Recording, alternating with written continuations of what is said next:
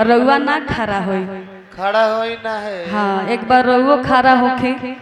काहे कि थोड़ा बहुत हमहू झूमिला तो तनिका हमहू आज झूम के एक बार तो हम मिल रही हैं रउआ से, आजो मिल ले अच्छा लगी हमारा। बाकी रउआ खड़ा होके एगो औरत नया नया गौना होके आवत तारी ताले उनकर राजा जी इतना सुंदर ब्यूटी छोड़ के ड्यूटी करे चल जाता है। अरे रामा हो रामा। औरत कहत तारी के राजा जी ए सैया जी ए हमार करेजा जी ए हमार दिल के धड़कन अरे बाप रे बाप। ए हमार फेफड़ा करे जी गुर्दा। औरत कहत तारी के राजा जी रउआ इतना सुंदर ब्यूटी छोड़ के ड्यूटी करे जाता नहीं, रउआ घरे रहती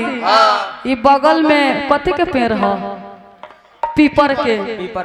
ई पीपर के पेड़ पर से ई पत्ता झड़ तक हम समझती कि यह पैसा झड़ता। बाकी रउआ दिल के नियारा रहती हमरा कितना अच्छा लगता। एक बात बताएं मनीषा जी, आज सच में हमको बड़ा खुशी हो रही है कि हम पहला बार ऐसे गा रहे हैं। बाकी में बहुत मजा दे रहा, बड़ा अलग फील आ रहा है। हम सोच रहे हैं कि अब वो मतलब छोड़ के ऐसा के हम घुस बहुत गजब। बाकी एगो औरत कहत तरीका, औरत के बोला के पूछी ओकर दर्द दुख पूछी। हाँ मोनी जी, अब हमरा नहीं के पता ही मोनी के बा। ए व्यास जी, हाँ रिमझिम जी से पूछी। हाँ रिमझिम जी रुआ का कुछ बोली, कुछो बोली कि अपना दुख दर्द बोली। दुख दर्द सुनाई अपन। ए राजा जी का हो रोवा तो रोवा हमार दुख बुझते नहीं की। अच्छा घर में छोड़ के रोवा बाहर चल गए बनी कमाए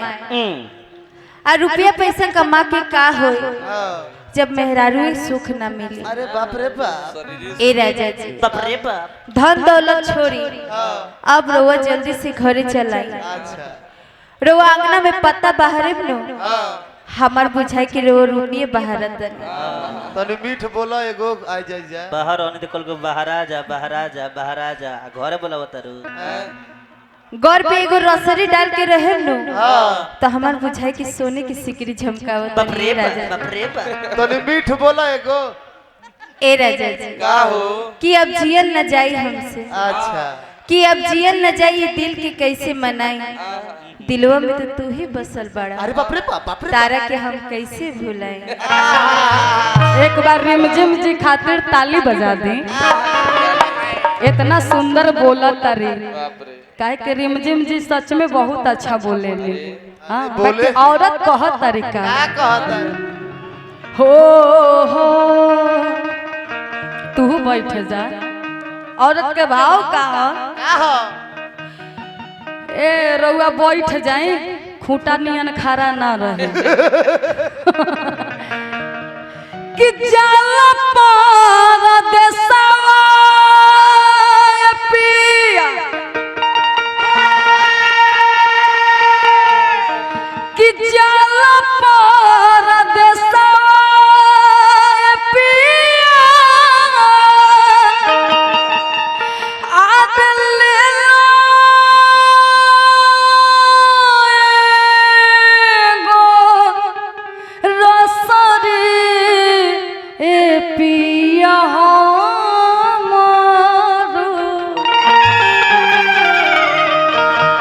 पिया हमारो गोरा दनवा में लगा दो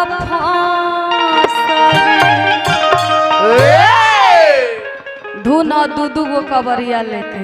बाकी औरत कहत तरीका कि जाला परदेसवा पिया जाला परदेसवा पिया ले ले एगो रसड़ी ये पिया ये पिया पिया हमारो गोरा दनवा पिया हमारो गोरा दनवा पिया हमारो गोरा दनवा में लगा दो फांसी। पिया हमारो गोरा दनवा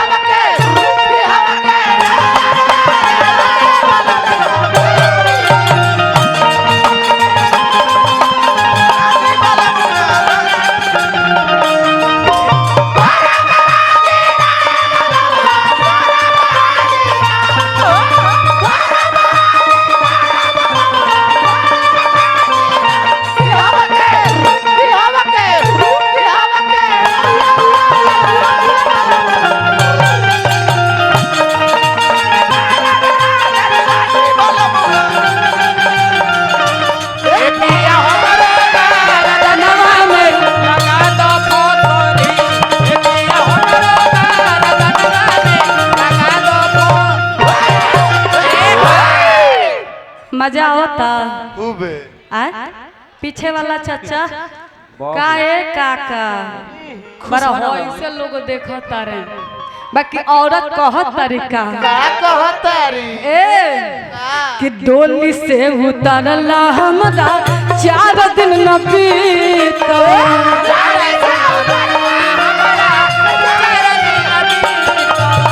मेहा भी महावर हमरा हाथ के न छूटल हो हाथ से न छूटल मेहा भी महावर हमरा हाथ के न छूटल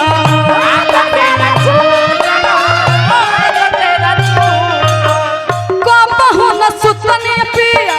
कबहू न सुतनी पिया धरती पे बरिया पिया हो ए पिया ए पिया हमरो गारदनवा ए पिया हमरो गारदनवा में लगा फसल तो फसल ए पिया हमरो गारदनवा में लगा जानलो अपने हरि के दुख नहीं जानलो बात भइल जानलो अपने हरि के जानलो सिलवट चुरिया भोरलुए जा सिलवट चुरिया भोरलुए जा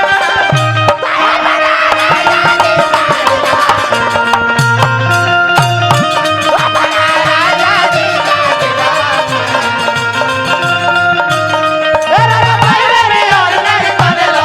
अपने हरि के गारदन जानलो तेरा तो पहले नियन नहीं मानलो अपने हरि के गारदन जानलो सिलवट चुरिया भोरलुए जा सिलवट चुरिया भोरलुए जा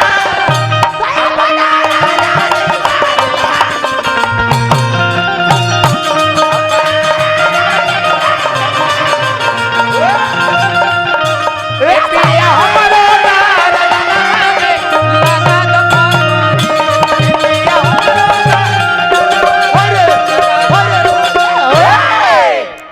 चलते रहे मीठा मीठा बाकी आगे औरत कहत तरीका का कहली अपना राजा जी से ये गाना खास करके रउआ लोग खातिर बा इन लोग खातिर तो होइबे करे बाकी औरत के भाव का है औरत अपना राजा जी से कहत तरीका ए राजा जी ए धनी जी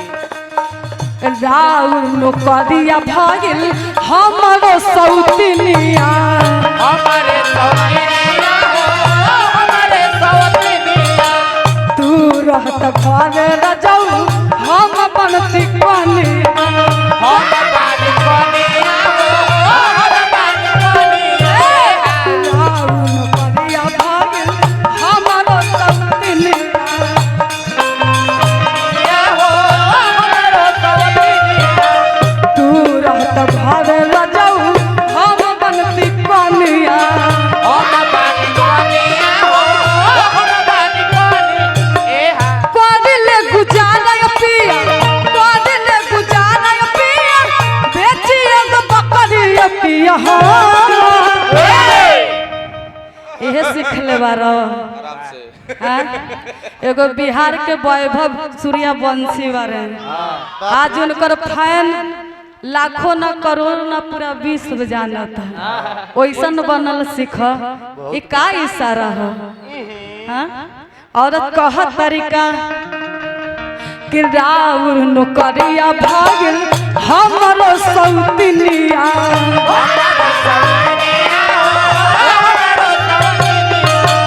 तू रहत घर रजऊ हम बनती कनिया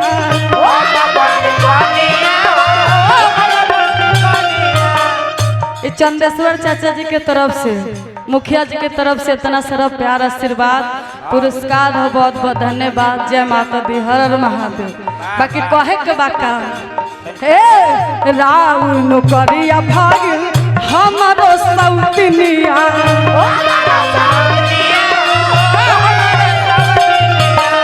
राउर नौकरिया भागिल हमरो सौतनिया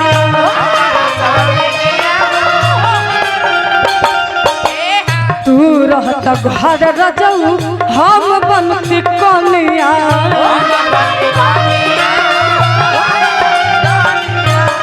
कबहू न सुतनिया पिया कबहू न सुतनिया पिया धतिया कबरिया रे पिया ए पिया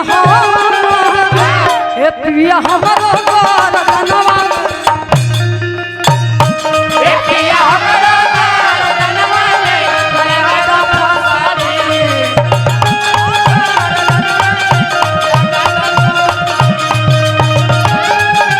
बनवा ले लगा दो पिया परदेश में कैसे रोज रोज बर्दाश्त करेला पिया परदेश में कैसे रोज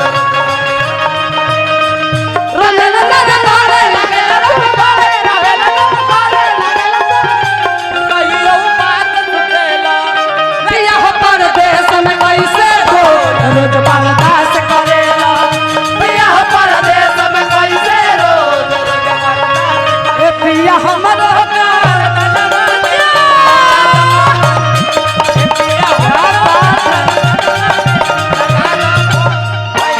भाई आपका एनर्जी खातिर मानना पड़ेगा राकेश भैया इनको आप 500 दीजिए इतना भाई स्प्रिंग है पता ना आपका देह थकता है कि नहीं थकता है रखली राउर पुरस्कार है हमारे राकेश भैया की तरफ से बहुत बहुत धन्यवाद राकेश भैया के एगो शायरी कह दी उनकरा खातिर व्यास जी चाहे लहे लहे दिल से रहुआ उनकरा के धन्यवाद दे दे ए व्यास जी इनकरो के दू नजर मत कर इनकरो दिवाई कुछ का भैया दिल दिल से मिलता है अच्छा दिल दिल से मिलता है मिलता है दीवाने बड़ी मुश्किल से मिलते हैं मिलता है जो दीवाना दर दर का ठोकर खाता है अच्छा वही एक दिन मंजिल से मिलता है सुभान अल्लाह बाप रे बाप रे बाप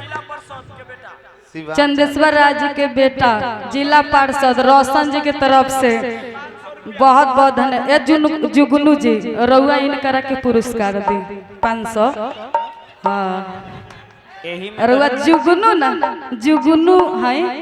ऐसा ही रउआ जुगनू नियन बरत रहे चमकत रही भाई हमारा नाम उनकरा के दी एही में तो जुगनू बाकी भैया के औरत कहत तरीका कोना भाव में ए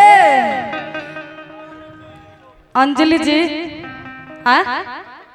और 500 अच्छा हमरो बा बहुत बहुत धन्यवाद अंजलि जी के दिल के दर्द आई भाव औरत कहत तरीका अंजलि जी चांदनी जी से बताओ रिमझिम जी से बताओ तरी सॉरी कहत तरीका ए बड़ी सुंदर भाव में कि देखनी हम अंजलि जी के दिलवा के दर्द दिलवा के दर्द हो